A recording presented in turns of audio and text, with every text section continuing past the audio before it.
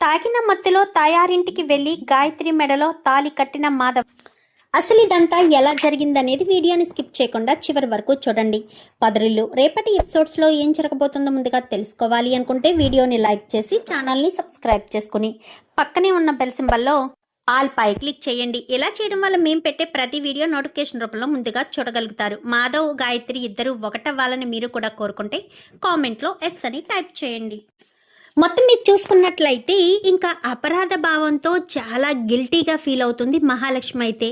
ఎందుకంటే గాయత్రిని ప్రేమించాడు మాధవ, కానీ పెళ్లి చేసుకోవాలన్న ఆశున్నా అది ఆచరణలో పెట్టే ధైర్యం లేదు.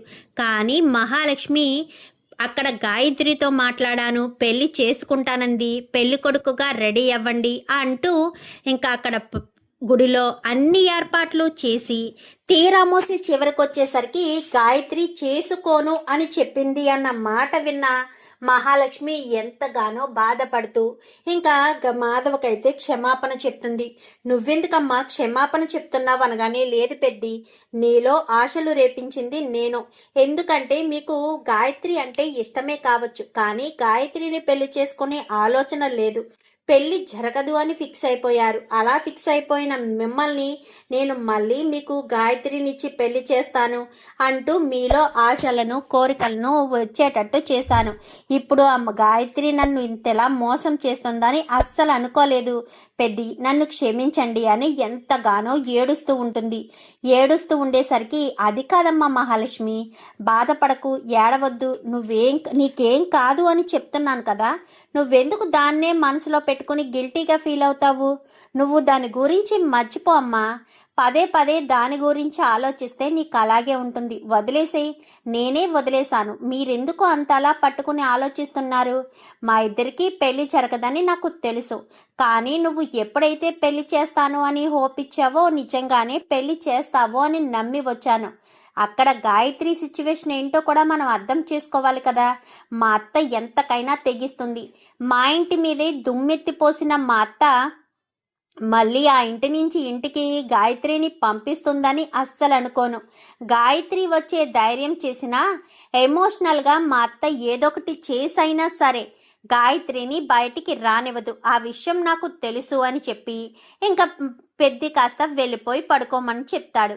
గాయత్రి గురించి ఆలోచిస్తూ పడుకుంటాడు. ఇంకా మహాలక్ష్మి ఎక్కెక్కి ఏడ్చేసరికి మహాలక్ష్మి ఏడుపును ఆపాలి అన్న ఉద్దేశంతో చక్రి కూడా ఏడవడం మొదలు పెడతాడు. అలా చక్రి కూడా ఏడ్చి, ఏంటి మీరెందుకు ఏడుస్తున్నారని, కానీ మీరెందుకు ఏడుస్తున్నారు, మీ వల్ల నేను 25,000 నష్టపోయాను అని చెప్పి మాట్లాడేసరికి, ఎస్, మీరు నష్టపోయిన డబ్బులు నేను ఇస్తాను అని మహాలక్ష్మి కాస్త చెప్తుంది. మీరేమీ ఇవ్వనవసరం లేదు, మా అన్నయ్య మన రిసెప్షన్ కోసం ఎంతో ఖర్చు పెట్టాడు, మా అన్నయ్య కోసం నేను మాత్రం చేయలేనా, అప్పు అయితే తీర్చుకుంటాను అని చక్రి కాస్త చెప్పి అక్కడి నుంచి వెళ్ళిపోతాడు. వెళ్ళిపోయేసరికి మాధవ చాలా బాధపడతాడు. మరుసటి రోజు ఉదయాన్నే నారాయణ పెళ్లి సంబంధం చెడగొట్టే ప్రయత్నం చేశాడు కదా, అక్కడ నారాయణ చెప్పేది ఏమీ అబద్ధం ఉండదు. పురుషోత్తం ఎలాంటి వాడో, తయారు ఎలాంటిదో మొత్తం అన్నీ కూడా చెప్తాడు. అది విన్న మాధవ్ మాత్రం అది అబద్ధమని, వాళ్ళు చాలా మంచి వాళ్ళని, చిన్నప్పటి నుంచి కలిసిమెలిసి పెరగడంతో నాకు పెళ్లి చేసుకునే ఆలోచన లేదని మంచిగానే చెప్పేసరికి, చాలా థ్యాంక్స్ బాబు అని చెప్పాను. కానీ ఇంకా ఇంటికొచ్చి దాని గురించి చాలా నారాయణ చిరాగ్గా విసుక్కుంటూ మాధవ్ని తిట్టుకుంటూ ఉంటాడు. ఏమైంది అని చెప్పి మహాలక్ష్మి అడిగితే వివరించి మొత్తం చెప్తాడు. అలా ఎందుకు చేశారు అనగాని, నేను ఇలా చేశాను, మీ పెద్ది మాత్రం అలా చేశాడు అని తిట్టుకుంటారు. తిట్టుకున్న తర్వాత సర్లే అని ఇంకా విషయాలన్నీ అక్కడితో వదిలేస్తారు. వదిలేసిన తర్వాత సాయంత్రం ఇంటికి వస్తాడు. ఎందుకంటే అక్కడ పని చేసే చోట అందరూ కూడా, ఈ గాయత్రికి పెళ్ళంట కదా, గాయత్రి నువ్వు ఇష్టపడ్డారు కదా, మరి మర్చిపోయి ఉండగలవా అన్న అంటూ అక్కడ వాళ్ళంతా కూడా అడిగేసరికి మాధవ్కి ఎక్కడ లేని దుఃఖం వచ్చేస్తుంది. పని మధ్యలోనే మాధవ్ ఇంటికి వచ్చేస్తాడు. ఇంటికి వచ్చేసేసరికి చాలా బాధపడతాడు. అందరి కోసం భోజనం వండేస్తాడు. వండేసి బయటకు వచ్చి బాధపడుతూ ఉంటాడు. ఏం జరిగింది, ఎందుకు అంతలా బాధపడుతున్నారు అని మహాలక్ష్మి అడిగితే ఏమీ లేదు మహాలక్ష్మి, ఏమీ లేదు, నీరసంగా ఉందంతే, నేనేమీ బాధపడడం లేదు అనగానే నా దగ్గర అబద్ధం చెప్పాలని చూస్తున్నారా పెద్ది అంటూ ఇంకా అనేసరికి సర్లే మీరంతా వెళ్ళి తినండి, నాకు చిన్న పనుందని బయటకు వచ్చేసి బయట కారిడార్లో తిరుగుతూ బాధపడుతూ ఉంటాడు. కళ్ళంట నీళ్ళొస్తూ ఉంటే తుడుచుకుంటూ ఉండడంతో అది నారాయణ కాస్త చూసి ఏమైందిరా పెద్దోడా అనగానే నీకు తెలియని బాధ నాన్న, నీకు చెప్పుకోలేని బాధ, నా బాధ ఏంటో నీకు తెలియదా అనగానే ఆ బాధకు మందు నేను పోస్తాను రారా అని ఇంకా తను తాగే ఆల్కహాల్ ఉంటుంది కదా మందు, ఆ మందును కాస్త పోస్తాడు. పోసేసరికి వద్దు నాన్న, నాకు అలవాట్లేదు కదా, నేను తాగను కదా, వద్దు నాన్న అనగానే బాధని మర్చిపోవాలంటే తాగక తప్పదు, నువ్వు బాధపడుతున్నావు, గాయత్రిని దూరం చేసుకుని నువ్వు ఎంత బాధపడుతున్నావో నేను గుర్తించగలను, నీ కన్న తండ్రిని నేనా మాత్రం గుర్తించలేనా, నీ కష్టమేంటో నీ బాధ ఏంటో అన్నీ నేను అర్థం చేసుకోగలనురా, నువ్వు ఇంత బాధపడుతూ ఉంటే నేను చూస్తూ ఎలా ఊరుకుంటాను, నువ్వు బాధపడడానికి వీల్లేదు, పద మందు తాగుదామని బలవంతంగా పట్టించేసేసరికి తాగుతాడు. తాగడంతో ఈలోపు గాయత్రి మహాలక్ష్మి వీళ్ళంతా బయటకు వస్తారు. మీరు ఏం చేస్తున్నారో మీకు అర్థమవుతుందా, మీరు చెడిపోయింది కాక పెద్ద ఆరోగ్యాన్ని ఎందుకు చెడగొడతారు, పెద్ద ఆరోగ్యాన్ని చెడగొట్టడానికి మీకేం హక్కు అధికారం ఉంది అని చెప్పాను. కానీ నీకేం తెలుసమ్మా, ఒక ఆడది మోసం చేస్తే పడే బాధ నీకేం తెలుసు, నా కొడుకు ఆ బాధతో బాధపడుతూ ఉంటే నేను చూస్తూ ఊరుకోలా, వాడి బాధను కొంచెం కాకపోతే కొంచెమైనా ఉపశమనం కలిగించాలి, వాడు అప్పుడే సంతోషంగా ఉంటాడు అన్న ఉద్దేశంతో ఇంకా మాధవ్కి మరో గ్లాస్ పట్టించేసరికి అన్నయ్య నువ్వు తాగితే మేము చూసి తట్టుకోలేమన్నయ్య అనగానే గాయత్రి నాకు ఎప్పుడైతే పెళ్లి జరుగుతుందో అని తెలిసిందో అప్పటి నుంచి నాకు అసలు కంటి మీద కునుకు లేదురా, అలా అని నేను నిద్రపోకుండా బాధపడుతున్నాను అన్న విషయం తెలిస్తే మీరు తట్టుకోలేరని మీ ముందు నిద్రపోతున్నట్టు నటిస్తున్నాను, ఎప్పుడెప్పుడు పెరట గుమ్మం నుంచి వచ్చి నా మెడలో తాలి కట్టు బావా అంటూ గాయత్రి ఎప్పుడు నాకు చెప్తుందా, దాని మెడలో తాలి కట్టి బలవంతంగా అయినా సరే దాన్ని పెళ్లి చేసుకుని దాంతో ఈ ఇంట్లో ఉండాలా అని ఎన్నో సంవత్సరాల నుంచి ఆశపడ్డాను, చిన్నప్పటి నుంచి గాయత్రి అంటే ఎంతో ఇష్టపడ్డాను, మా ఇద్దరికి పెళ్లి జరుగుతుందని ఎంతో ఆశలు పెంచుకున్నాను, కానీ కుటుంబ గొడవల వల్ల మేమిద్దరం దూరమయ్యాము, ఇలాంటి పరిస్థితి నాకు కలిగింది కానీ నా మనసు ఆ పరిస్థితిని అర్థం చేసుకోలేకపోతుంది, అందుకే నా మనసుకు నచ్చ చెప్పలేక మీ ముందు బాధ పడుతున్నట్టు నటించలేక సంతోషంగా ఉన్నట్టు పైకి ముఖానికి చిరునవ్వు అతుక్కుని తిరుగుతున్నానురా, నా గుండెల్ని పిండేసేంత బాధ ఉంది, నాకు గాయత్రి అంటే చాలా ఇష్టం, గాయత్రిని నేను పెళ్లి చేసుకోవాలని ఎంతగానో ఆశపడ్డాను, అలాంటి గాయత్రి నాకు సొంతం కాకుండా పోతుంటే నాకు ఎంత బాధ కలుగుతుందో మీకు ఏం చెప్పను అంటూ కళ్ళంట నీళ్లు పెట్టుకునేసరికి పెద్ది మీరు బాధపడకండి, గాయత్రికి మీకు పెళ్లి చేయాలని మేము ఆరాటపడ్డ మాట నిజమే, కానీ అక్కడ గాయత్రి సిద్ధంగా లేదు, దానికి నేనేం చేయాలి, నాకేమీ అర్థం కావట్లేదు పెద్ది, మీ ఇద్దరిని ఒకటి చేద్దామన్న ఆశ అయితే నాకు ఉంది అనగానే సరే అని ఇంకా ఏం మాట్లాడకుండా పెద్దిని తీసుకెళ్ళి పడుకోబెట్టండి అనగానే వెళ్ళి పడుకుంటారు. పడుకునేసరికి గాయత్రి పదే పదే గుర్తొచ్చేస్తుంది, గాయత్రిని పెళ్లి చేసుకోవాలి అన్న తన మనసులో కోరిక బలంగా ఉండిపోవడంతో ఇంకా అందరూ పడుకున్న తర్వాత మాధవ్ బయటికి లేచి బయటకు వచ్చి కూర్చుని చూసేసరికి వాళ్ళ నాన్న తెచ్చుకున్న క్వార్టర్ బాటిల్ అయితే తన బొడ్డులో దాచిపెట్టి ఉండడం చూసి వెంటనే ఆ బాటిల్ తీసుకుని సరుకునే గబ్బా తాగేస్తాడు. అసలే మందు అలవాటు లేనోడికి తాగేస్తే మరింత మత్తెక్కుతుంది కదా, మత్తులో కొండంత ధైర్యం వచ్చి ఏం చేసినా కానీ నన్ను ఎవరు అడ్డుకోరు ఆపరు అన్న ధైర్యంతో ఇంకెక్కేసేసరికి మాధవ్ ఏం చేస్తున్నాడో కూడా తెలియని పరిస్థితిలో గాయత్రిని పెళ్లి చేసుకోవాలని పంతులు గారు తాళిచ్చారు కదా, ఆ తాళిని తన జోబిలో వేసుకుని ఇంకా అక్కడ ఎవ్వరికీ ఏ విషయం చెప్పకుండానే వాడు తూలుతూ నడుచుకుంటూ తాళి పట్టుకుని వెళ్తూ ఉండడం నారాయణ చూస్తాడు. ఎందుకంటే అక్కడ ఒక చెంబు ఉంటే చెంబును గుద్దేసేసరికి ఎవడ్రా అన్నట్టు పైకి లేచి చూడడంతో ఇదేంటి మాధవ ఇలా వెళ్తున్నాడు, పైగా అంతలా తూలుతున్నాడేంటి అని తన బాటిల్ బొడ్లో ఉంటుంది కదా, నడానికి చూసుకునేసరికి బాటిల్ ఉండదు. అక్కడ ఖాళీ బాటిల్ పడుంటుంది. వీడు ఈ బాటిల్ తాగేసినట్టున్నాడు, అందుకే వీడికి ఫుల్గా ఎక్కేసింది. మరి వీడు తాళి తీసుకుని ఎక్కడికి వెళ్తున్నాడు?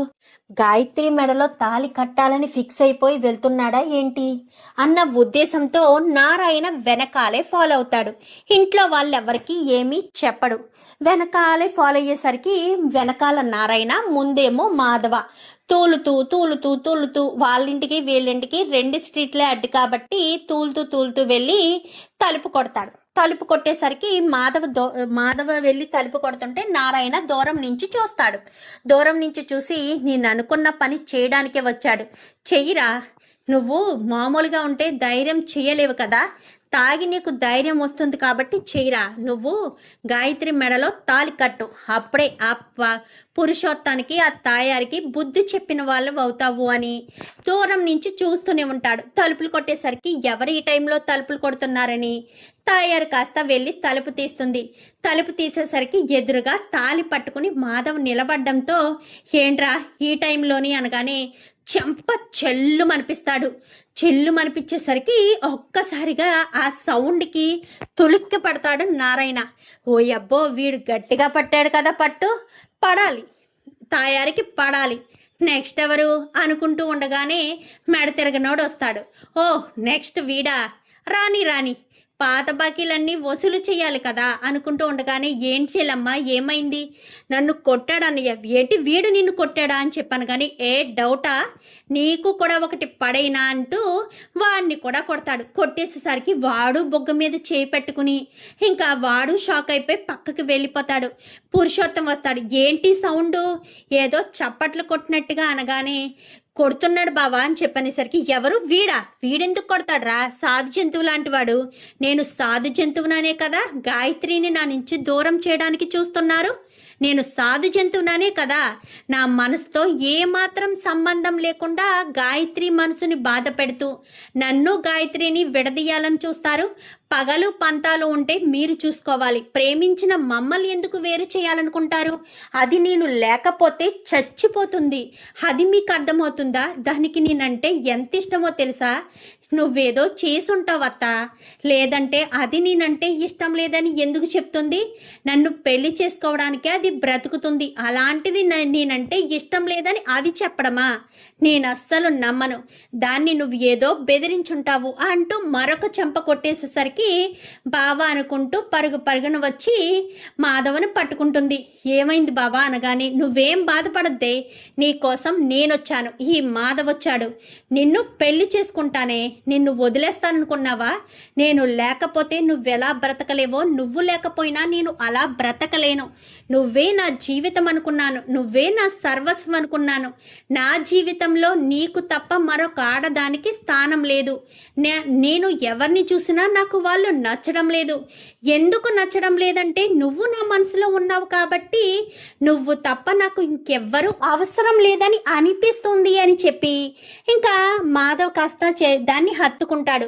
హత్తుకునేసరికి అందరూ అలా చూస్తారు. ఏంట్రా నా కూతుర్ని పట్టుకున్నావు, ఆ రోజు పోలీస్ స్టేషన్లో జరిగింది సరిపోలేదా, వదులు అని ఇంకొక కొట్టడానికి చెయ్యెత్తేసరికి ఆ చేతిని కాస్త వెనక్కి విరిచి ఒక పక్కకేమో మాధవ తన్ని హత్తుకునే ఉంటాడు, మరొక చేత్తో వెనక్కి విరుస్తాడు. తాగిన వాళ్ళకి ధైర్యంతో పాటు బలం కూడా వచ్చేస్తుంది కదా, సో వెనక్కి చెయ్యి విరిచేసరికి వదులు అని చెప్పాను కానీ ఒక్క తోపు తోస్తాడు.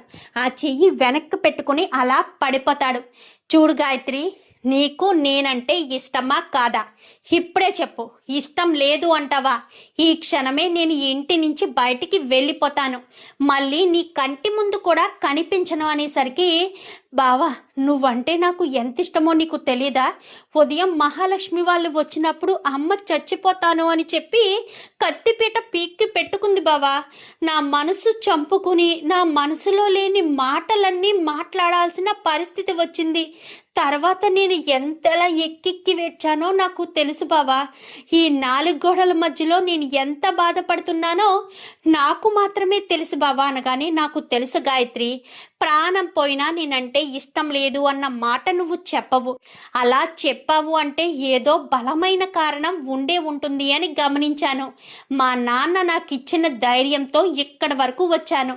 నీ మెడలో తాళి కట్టి నిన్ను తీసుకెళ్లేంత వరకు కూడా నేను నీ చెయ్యి విడవను అంటూ చేయి పట్టుకుంటాడు.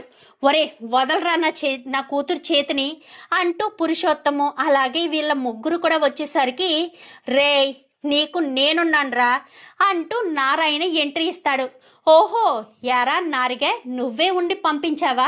నేనుండి పంపించడానికి నా కొడుకేమన్నా అమాయకుడు అనుకుంటున్నావా? ధైర్యం లేని పెరికివాడు అనుకుంటున్నావా?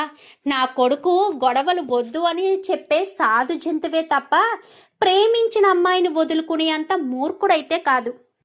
తన కోసం ప్రాణాలిస్తాను అంటున్న భార్యని, అదే ప్రేమించిన అమ్మాయిని ఎందుకు వదులుకుంటాడో? ఎట్టి పరిస్థితుల్లో వదులుకోడు నా కొడుకు గురించి నాకు తెలుసు. ఒరే మాధవ, నువ్వు తాళి కట్టరా ముందు అని చెప్పి వెంటనే ఇంకా మాధవ్ తాళి కడుతూ ఉంటే వీడియో తీస్తాడు నారాయణ. వీడియో తీసేసరికి మాధవ్ తాళి కడుతూ ఉంటాడు. చాలా సంతోషపడిపోతుంది గాయత్రి. వీళ్ళ ముగ్గురిని కూడా ముందుకు వచ్చారంటే నరికి పాడేస్తాను అంటూ కత్తిని దగ్గర పెట్టుకుని ఉండేసరికి వాళ్ళ ముగ్గురు ఒక్కడుగు కూడా ముందుకు వేయరు. ఇంకా అక్కడే ఉన్న కొన్ని చెట్లు కొమ్మలు నరికేసి వేసి హారతి అంటించి, అంటే నిప్పు అంటించి, తిరగండి రాయి దీని చుట్టూ అనగానే ఇంకా ఒకరి చిటికిన వేలు మరొకరు పట్టుకుని ఇంకా దాని చుట్టూ తిరుగుతూ ఉంటారు. నీ కూతురి పెళ్లి చూసే భాగ్యం నీకు దక్కింది, అర్థమవుతుందా? ఇంకొక్కసారి నా కొడుకు కోడలు జోలికి గనక వస్తే చీరారేస్తాను. వీళ్ళిద్దరి పెళ్లి జరిగిందని ఇష్టపూర్వకంగానే జరిగినట్టుగా అమ్మాయి నవ్వుతూ ఉంది కాబట్టి నేను వీడియో తీశాను. రేపన్న రోజున మీరు పోలీస్ కంప్లైంట్ ఇస్తే ఇదే వీడియోని సాకుగా చూపిస్తాను. అప్పుడు ఏం చేస్తారో మీరే చూసుకోండి అంటూ అక్కడి నుంచి రారా మాధవ అని చెప్పి ఇంకా మాధవ్ని ఇటు గాయత్రిని తీసుకుని నారాయణ వచ్చేస్తాడు. ఏంటండి అలా చూస్తున్నారు అనగానే, వాడు తాగున్నాడే, ఇప్పుడు మనం ఏం చేసినా మనల్ని కొడతాడు. అయినా మన అమ్మాయి వాడిని ఇష్టపడి చేసుకుంటున్నప్పుడు మనమేం చేయగలం? పైగా నారిగాడు తాళి కట్టేటప్పుడు కూడా వీడియో తీశాడు. అప్పుడు మనం ఏమైనా చేస్తే ఆ వీడియోలో రికార్డ్ అవుతుంది. అప్పుడు వాడికి ఏదైనా జరిగితే మనల్ని పట్టుకుంటారు అనేసరికి, అవును మీరు చెప్పింది నిజమే, ఇప్పుడు మనం ఏం చేయాలి? ఏదొకటి చేసి ఖచ్చితంగా ఏదోటి చేద్దాం అనగానే, ఏం చేసినా రేపు ఉదయం తేల్చుకోవచ్చు, ముందు నువ్వు ఇక్కడి నుంచి వెళ్ళు అని చెప్పి తాయారిని అక్కడి నుంచి పంపించేస్తాడు.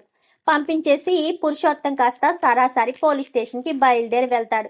ఇంకిక్కడ మాధవ చేయి పట్టుకుని ఇంకా గాయత్రి ఇంటికి వచ్చేస్తుంది. ఎప్పుడైతే నారాయణ ఇదంతా వీడియో తీశాడో వీడియో వీళ్ళ నలుగురికి కూడా ఫార్వర్డ్ చేసేస్తాడు. కేశవకి, కన్నాకి, చక్రికి, మహాలక్ష్మికి నలుగురికి ఫార్వర్డ్ చేసేసరికి నలుగురికి ఒకేసారి టీన్ టీం అని సౌండ్ రావడంతో, ఏంటి ఈ టైంలో సౌండ్లు ఏంటి అని వెంటనే ఓపెన్ చేసి చూసేసరికి వీడియో.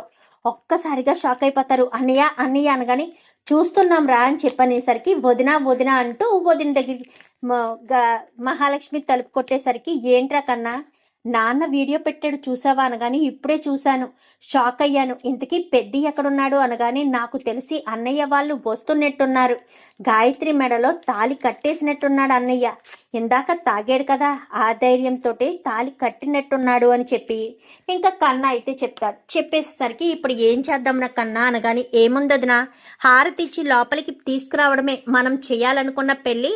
అన్నయ్యని మందు పట్టించి మా నాన్న చేశాడు, నాన్న ధైర్యంతోనే అన్నయ్య ఇదంతా చేసుంటాడు అని చెప్పి అనుకుని గుమ్మం ముందుకు వచ్చేసరికి అమ్మ మహాలక్ష్మి అనగానే అర్థమైంది అని చెప్పి వెంటనే హారతి తీసుకొస్తుంది.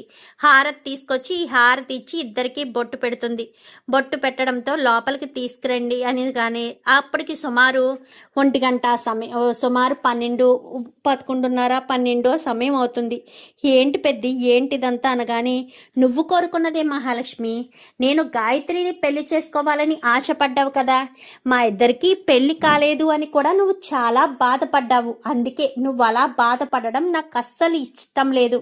నీ ముఖంలో ఎప్పుడూ చిరునవ్వు చూడాలి తప్ప బాధ చూడాలని నేను ఎప్పుడూ అనుకోను. నీ సంతోషం కోసం, నా కుటుంబ గౌరవం కోసం, మా నాన్నకు పెట్టిన శాపం అబద్ధమని చెప్పడం కోసం గాయత్రిని నేను పెళ్లి చేసుకున్నాను అని చెప్పి ఇంకా లోపలికి వచ్చిన తర్వాత గాయత్రి మెడలో తాళి చూసి షాక్ అవుతుంది. ఏంటి చక్రి గారు, ఆ తాళి ఆ తాళేనా అని చెప్పి చూడమనేసరికి అవును, నిన్నే పంతులు గారు అన్నయ్య చేతికి ఇచ్చారు కదా, అన్నయ్య ఈ తాళిని గాయత్రి మెడలోనే కట్టాలి అన్నట్టు ఏదో మాట్లాడుకున్నారు. నేను పెద్దగా పట్టించుకోలేదనేసరికి అదే అయ్యుంటుంది. మీ అన్నయ్య అందుకే గాయత్రిని పెళ్లి చేసుకుని ఉంటారు అని చెప్పి అనుకుంటారు. ఈలోపు బయట నారాయణ కూర్చుని మంచి మంచి పాటలు పెట్టుకుంటూ ఉంటాడు. ఏంటి అంత హుషారుగా ఉన్నారు అని చెప్పాను కానీ నా పెద్ద కొడుకు పెళ్లి జరిగిపోయింది కదా, అందుకే హుషారుగా ఉన్నాను. అసలు ఎలా జరిగింది? పెళ్లికి ఒప్పుకోమంటేనే ఒప్పుకోను అని చెప్పిన పెద్ది మరి ఎలా ఒప్పుకున్నాడు? ఎలా ఇదంతా జరిగింది అనగాని ధైర్యం తెచ్చే మందు ఉంది కదమ్మా, ఆ మందునే పట్టించాను. వాడికి ఎనలేని ధైర్యం వచ్చింది. ధైర్యం రావడంతో పాటు పల్లవి ఎక్కడుందో కూడా తెలుసుకుంది. ధైర్యం రావడంతో పాటు గాయత్రిని తన జీవితంలోకి సొంతం చేసుకోవాలి అన్న ఆలోచన వాళ్ళలో మొదలయ్యి వాడు తూలుతూ పడుతూ తాళి పట్టుకుని వెళ్ళబోతూ ఉంటే నేనే వాడు వెనకాల ఫాలో అయ్యి అక్కడ ఏం జరుగుతుందా అన్న ఉద్దేశంతో చాటుగా ఉండి చూసేసరికి మీ బావగారు, అదే మీ పెద్దయ్యే చెంపలు వాయుగొట్టాడు. పురుషోత్తానికి, ఇంకా మా చెల్లికి, మా అన్నయ్యకి అందరికీ కూడా చెంపలు వాయిగొట్టడంతో వాళ్ళంతా కూడా చప్పుడు తంబెల్లా సైలెంట్ అయిపోయారు. మాధవ వాళ్ళ ముందే తాళి కట్టి సరాసరి ఇంటికి తీసుకొచ్చాడు అనేసరికి ఏదేమైనా పెద్ది మంచి పని చేశాడు అనగాని రేపు ఏదైనా పోలీస్ కేసు అవుతుందమ్మా అని చెప్పి ఇంకా నారాయణ అడిగేసరికి ఏమీ ఉండదు, నేను చూసుకుంటాను కదా, పోలీస్ కేసు ఎలా అవుతుంది? అస్సలు అవ్వడానికి కుదరదు. ఎందుకంటే వాళ్ళిద్దరూ ఎదిగిన పిల్లలే, ఒకరినొకరు ఇష్టపడుతున్నారు. అలాంటి తప్పుడు ఎందుకు అవుతుంది? పైగా వాళ్ళిద్దరి పెళ్ళి అందరూ చూస్తుండగానే అయ్యింది అని చెప్పడానికి వీడియో కూడా తీశాను. మీరేమీ దాని గురించి ఆలోచించకండి, వెళ్ళి జరగాల్సిన కార్యక్రమాలు చూడండి.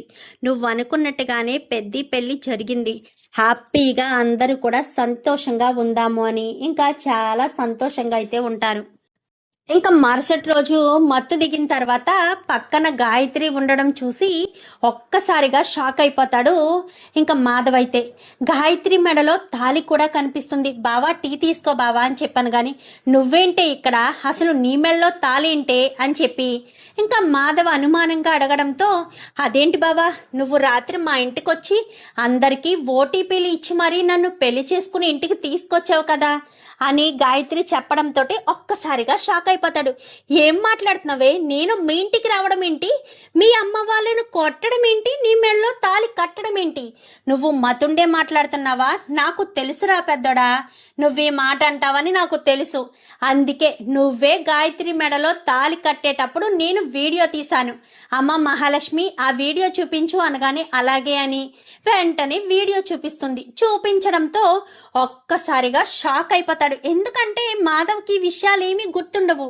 తాగిన మత్తులో గాయత్రిని తన సొంతం చేసుకోవాలి అన్న ఒకే ఒక్క ఆలోచనతో అందులోనూ స్ట్రాంగ్గా ఉన్న తాగేసేసరికి ఇంకా మైండ్కి పట్టేసి ఎక్కడ లేని ధైర్యం వచ్చి తనైతే పెళ్లి చేసుకుంటాడు. అదంతా కూడా చూపించడంతో ఒక్కసారిగా షాక్ అయిపోతాడు. నేను కాదు, వీడియోలో ఉన్నది నేను కాదు, మరి నేను కాకపోతే ఇంకెవరన్నయ్యా, నీ డోపా ఏంటి, నువ్వే తాళి కట్టావు నాన్న, ఇన్నాళ్ళకి నువ్వు ఒక మంచి పని చేశావు. నిజంగా వీడు నమ్మడు, ఎందుకంటే నేను తాళి కట్టలేదు అంటూ మాట్లాడుతున్నాడు. చూసావా అన్నయ్య, నిజానికి నువ్వు వీడియో తీయకపోయి ఉంటే నిజంగా నేను తాళి కట్టలేదు, మీరు అన్నీ కూడా అబద్ధం చెప్తున్నారు అని చెప్పి మన మీదే నింద వేసేవాడు. అక్కడ మీ అత్తగారిని, మీ మాంగారిని, మీ పెద్దనాన్నని కూడా మీరు వాయించి వచ్చారు పెద్ది అంటూ ఇంకా మహాలక్ష్మి చెప్పడంతో ఓరి దేవుడా అనుకుంటూ ఇంకా పెద్ది కాస్త ఉంటాడు. చూద్దామే రాబోయే ఎపిసోడ్స్లో ఇలాగే తాగిన మైకంలో గాయత్రిని పెళ్లి చేసుకోవాలని గాయత్రి మాధవ ఒకటవ్వాలని మీరు కూడా కోరుకుంటే కామెంట్లో ఎస్ అని టైప్ చేసి ఛానల్ని సబ్స్క్రైబ్ చేసుకోండి. Thank you for watching.